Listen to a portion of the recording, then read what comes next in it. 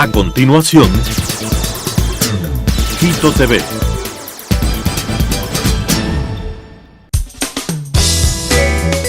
Clasificación A. Apto para todo público.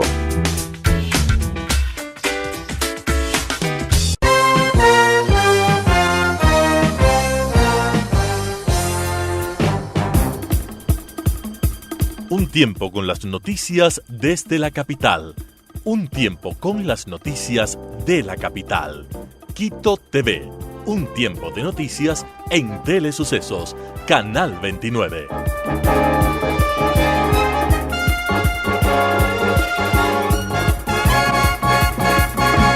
¿Qué tal, amigos? Bienvenidos a el espacio de entrevistas Quito TV por Telesucesos, Canal 29, en señal abierta. Además, nos pueden seguir desde cualquier parte del mundo en Facebook. Tenemos la presencia el día de hoy del doctor Ramiro Rivera, ex asambleísta, analista político, fue vicepresidente del antes llamado Congreso Nacional, la función legislativa que sigue funcionando, pero ahora con otro nombre. No sabemos si con las mismas mañas, porque siempre ha habido problemas, pero indudablemente en el último tiempo las cosas como que se han salido de los márgenes naturales, digamos, y ha habido una corrupción tremenda. Usted ha sacado un artículo en Diario El Universo, usted escribe continuamente en Diario El Universo, un artículo que lo publicó el pasado 30 de mayo y que habla de todo este poder y el secreto, sobre todo, que ha habido en la última década, que no es una década ganada. Así, espero que coincidamos, doctor. ¿Cómo está? Bienvenido. Muchísimas gracias por la invitación. Claro, es una década robada, es una década de una enorme oscuridad, y creo que el problema se debe porque muchas veces nos rompemos la cabeza y decimos, caramba, ¿cómo fue posible que pase esto? ¿Cómo fue posible que hayan robado tanto? Y es muy sencillo.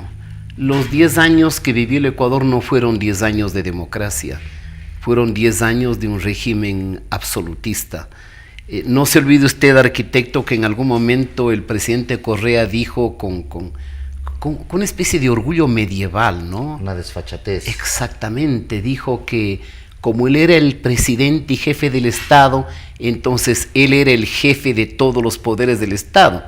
Yo me acordaba que eso dijo antes de la Revolución Francesa de 1789, este rey absolutista Luis XVI, que luego terminaría, diríamos, en el cadalso, degollado por el pueblo francés. Creo que el problema está ahí. Usted me dirá, o cualquier otro ecuatoriano, pero él ganó las elecciones. Sí. Usted tiene en materia de sociología política o de ciencia política la teoría de que puede tener usted una legitimidad de origen, pero una ilegitimidad de ejercicio.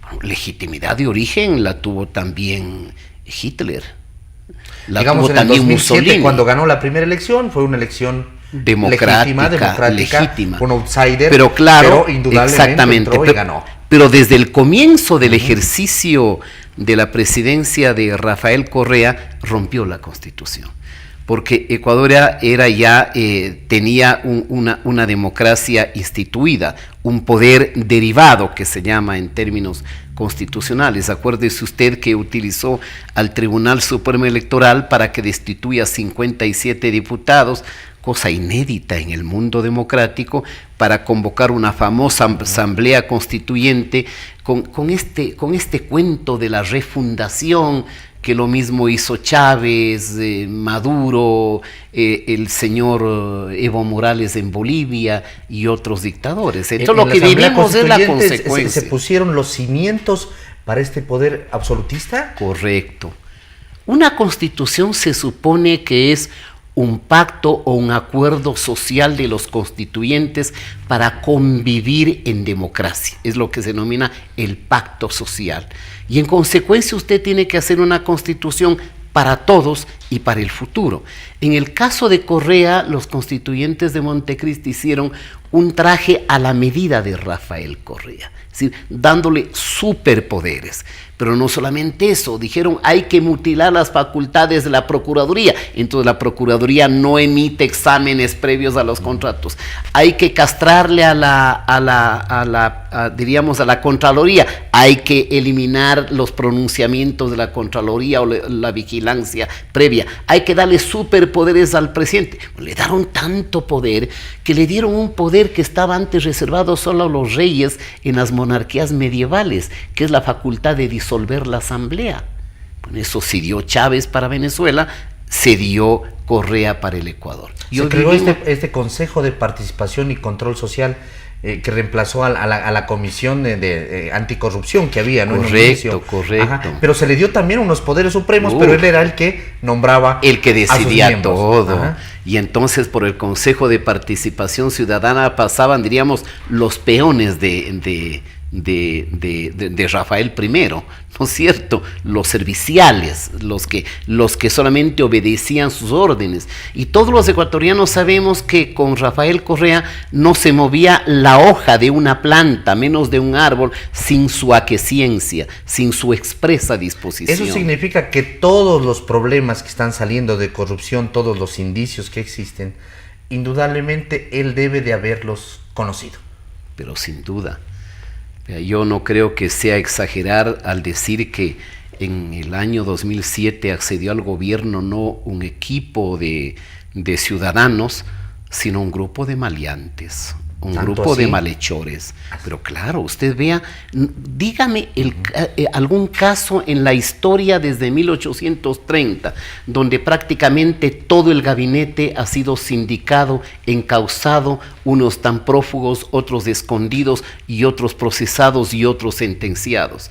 El vicepresidente Glass, luego la señorita que le sucedió en la vicepresidencia, un grupo de asesores, la señora Pamela Martínez. El secretario jurídico Alexis Mera. Pero es que no hay excepción, ¿no?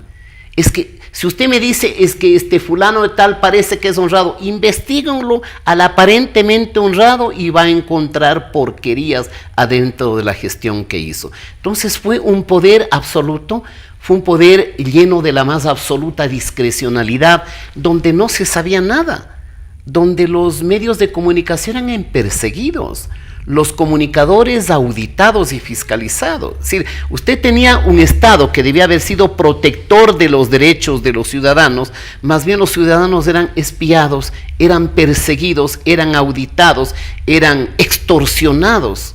Y eso servía además para que el resto esté tranquilo, no pueda, porque ya se creaban ciertos miedos. Pero digamos, por supuesto, diríamos, si alguien pregunta quién es el padre de la ciencia política, la respuesta fue Nicolás Maquiavelo, que no es tan malo como se lo pinta, porque la imagen de Maquiavelo es el famoso maquiavelismo, dice, el fin justifica los medios, no hay ética, no hay moral. Al final Maquiavelo nunca dijo esa frase, fue mal interpretado. Maquiavelo lo que daba es consejos a los príncipes que eran los reyes o los monarcas de las sociedades medievales. Y Maquiavelo dice al monarca o al príncipe, dice, si no es posible que todos te amen, te van a amar la mitad, pero la otra mitad no te va a amar, pero haz lo posible que la otra mitad te tenga miedo. Entonces, en eso fue Correa y su régimen, diríamos, un simpatizante y seguidor de este consejo, porque al resto de ecuatorianos que nos apestaba, que nos repugnaba su gobierno, perseguía y entonces generaba miedo y temor.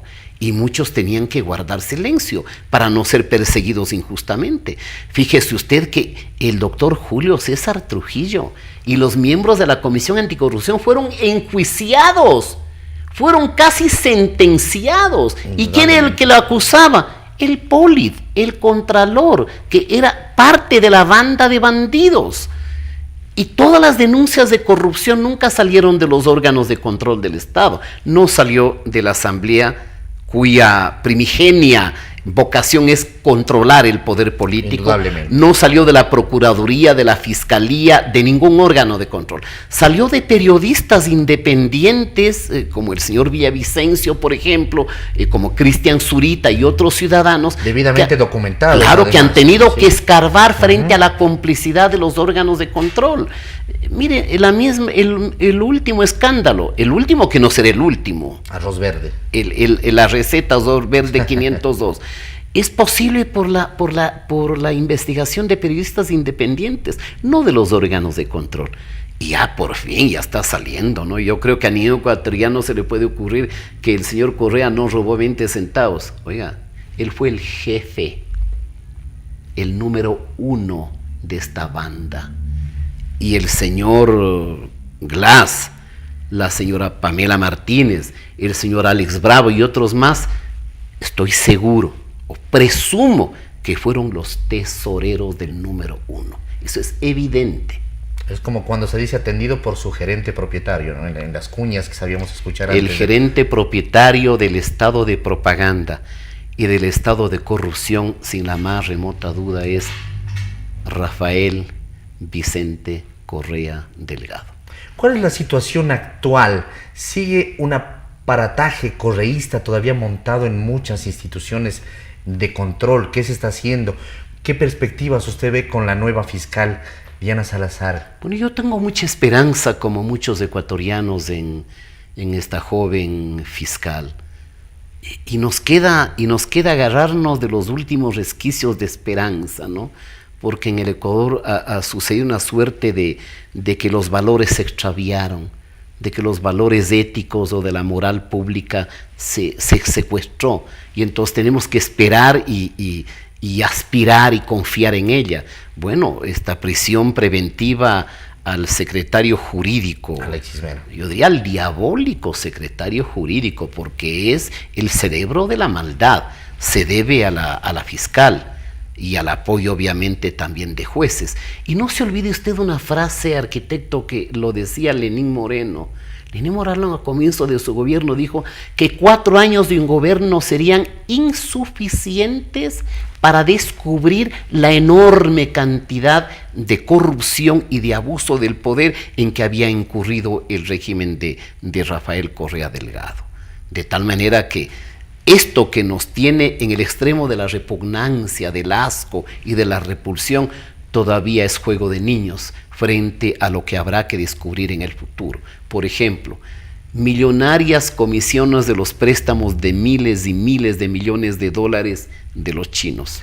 Que fue secreto muchas cosas, cómo se negociaron. Exactamente. Los sobreprecios de todas las famosas carreteras, porque cuando el ciudadano común y corriente habla de corrupción, el fanático correísta dice es que tenemos carreteras, dicen, ¿no? Claro, pues son las carreteras de la corrupción. O sea, yo creo que robaron en todo. Robaron absolutamente en todo. Desde la creación de ministerios, la papelería, la indumentaria, los uniformes, en todo. En todo. Acuérdese usted que se inventaron, creo que miles y miles de nombres falsos para el bono de la solidaridad. Ahí robaron.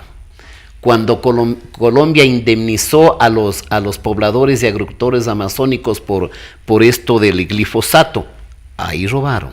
El seguro social, el tomarse el dinero de los se llevaron de todo. Los jubilados. Ahí tiene el señor Ramiro González, que utilizó el IES para hacer un partido político. El otro primo de los señores Alvarado, que utilizó también el IES en el Guayas para robar y hacer otro partido político. Esto ha sido un asco. Robaron hasta en las sabatinas.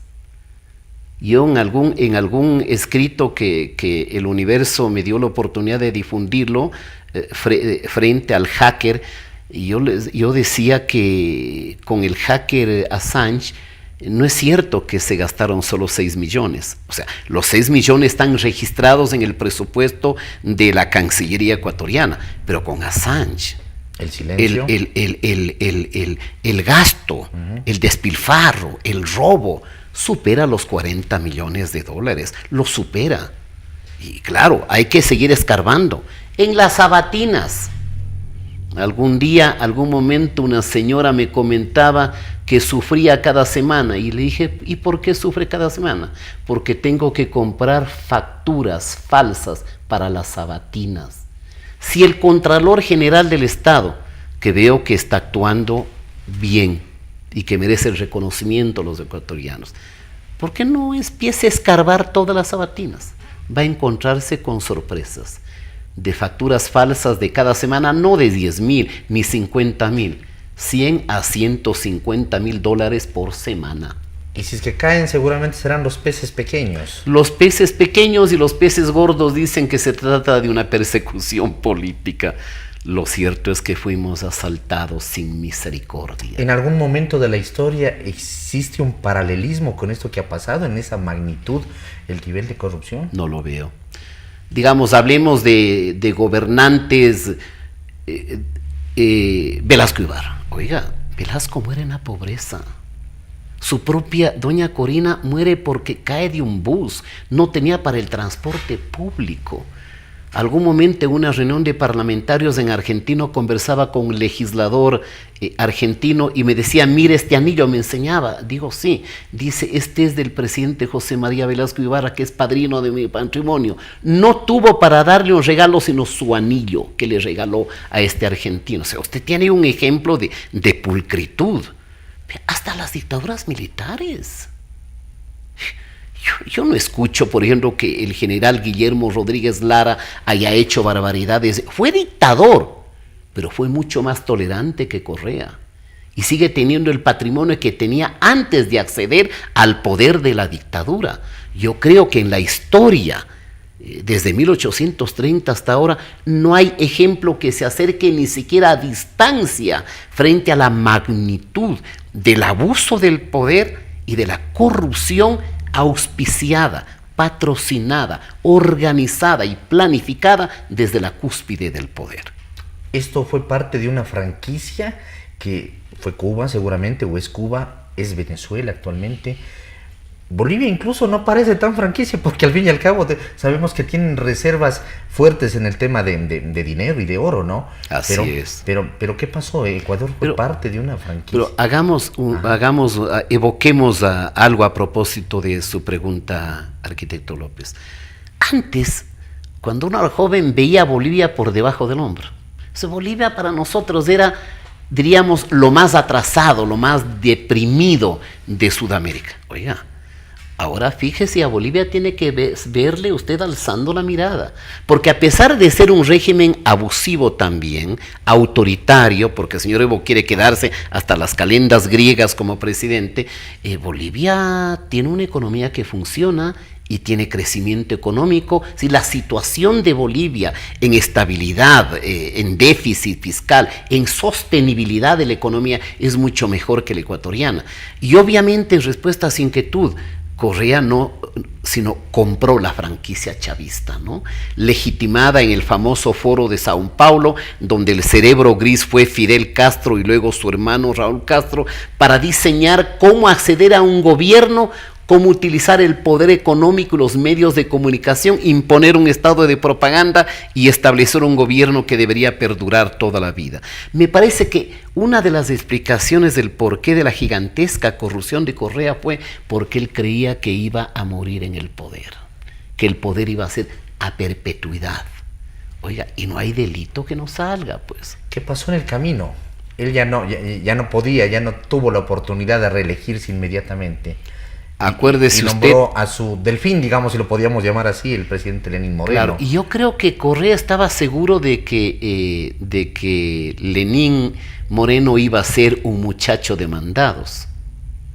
Y no ha sucedido eso. O sea, puede haber enorme decepción por la crisis económica, la simplicidad de que se le acusa al presidente de esta tragedia, pero vea, yo creo que Lenín Moreno ya es de historia por el solo hecho de haber hecho, de descubrir y de desmantelar una buena parte del estado de corrupción que constituyó el régimen del señor Correa.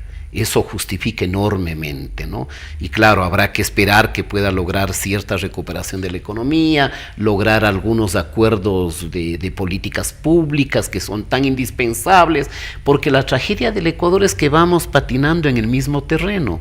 Cada 4 años alguien viene a inventar, a reinventar, y damos un paso adelante y 10 pasos atrás. Por eso estamos como estamos. Usted hablaba que Bolivia ha tenido un crecimiento económico, que tiene un crecimiento económico. ¿Ecuador en esta última década tuvo en algún momento crecimiento económico o era un estado de propaganda, como usted lo dijo en un momento de la entrevista, en el que aparentábamos estar bien y la gente se compraba su carrito, se compraba su casa, cosas y bienes que indudablemente ahora no se las puede pagar? Así es. Y están siendo muchas de esas cosas incluso incautadas.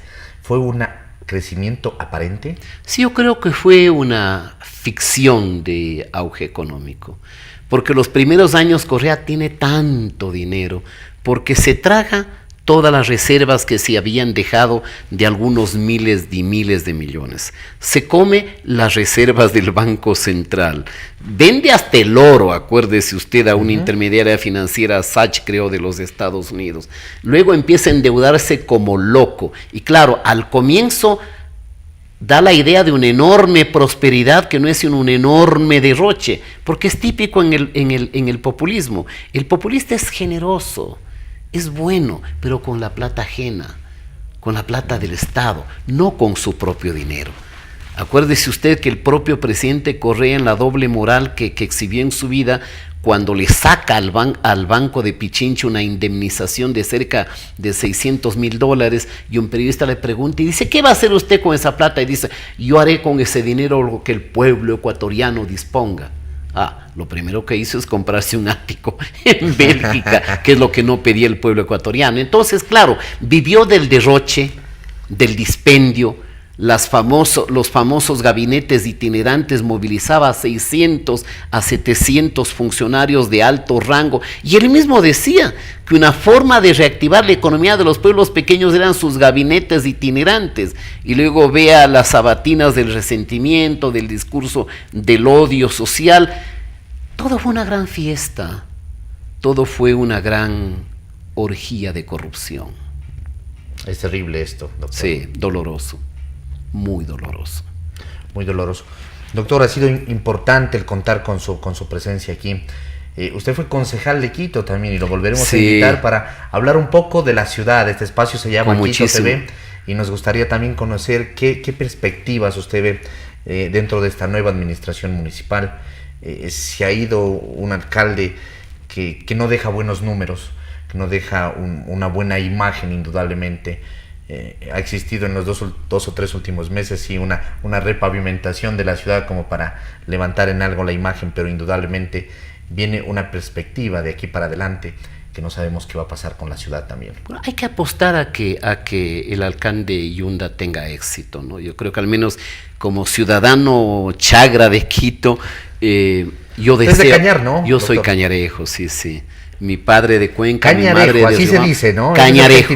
Otros dicen cañarense, ¿no? Pero me gusta más del cañarejo, no sé si sea ¿Son tan válidos castizo. los dos? Sí, yo creo que sí.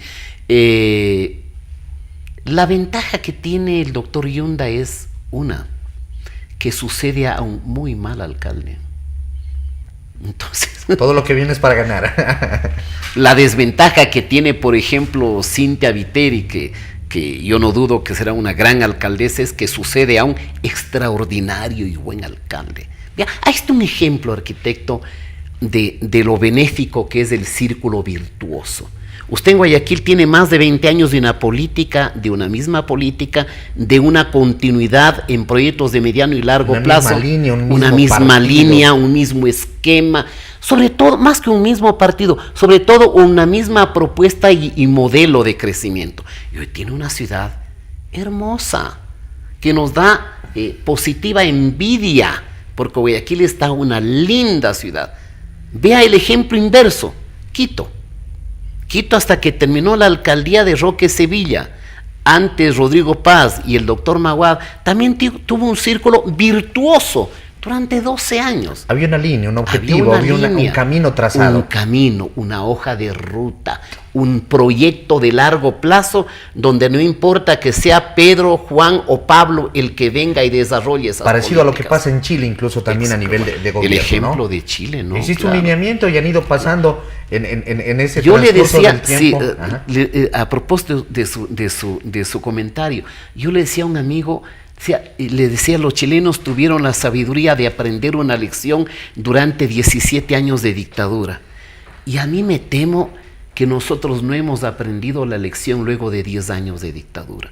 Porque en Chile, que fue una sociedad bien escindida, ¿no?, al borde de una guerra civil, usted tuvo dividida, demócratas escindida y dividida tremendamente, hasta las familias se dividieron. La democracia cristiana y el socialismo se unió y fue posible la famosa concertación democrática. Habría que esperar que algo salga aquí, por ejemplo, del diálogo y del acuerdo nacional que ha convocado el presidente y que lo está liderando el vicepresidente. También hay que apostar que salga algo positivo por el bien de todos los ecuatorianos. Arrimemos el hombro. Doctor, muy gentil por haber estado Gracias. aquí. Queremos agradecerle y lo volveremos a invitar sin lugar a duda. Muchas gracias. Muy gentil. Amigos, el doctor Ramiro Rivera, ex asambleísta, analista político, hemos hablado un poco de este tema de la década pasada, la década ganada, llamada por la gente apegada al tema de la Revolución Ciudadana, década perdida para muchos otros, pero indudablemente era importante hacer ese análisis. Y también queremos llegar con nuestra felicitación. Un suceso histórico se acaba de ocurrir el pasado día domingo 2 de junio. Un ciclista ecuatoriano carchense, Richard Carapaz, ganó el Giro a Italia. Esto es indudablemente un motivo de orgullo, de satisfacción para todos.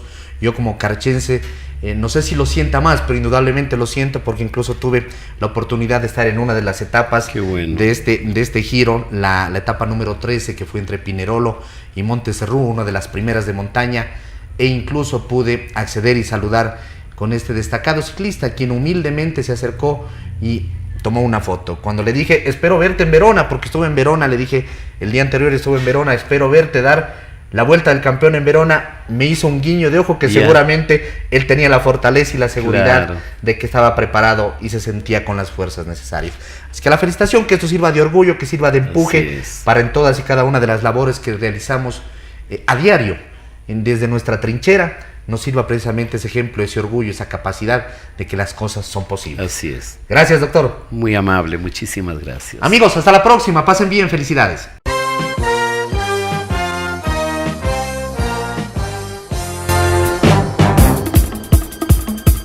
Un tiempo con las noticias desde la capital. Un tiempo con las noticias de la capital. Quito TV. Un tiempo de noticias en Telesucesos, Canal 29.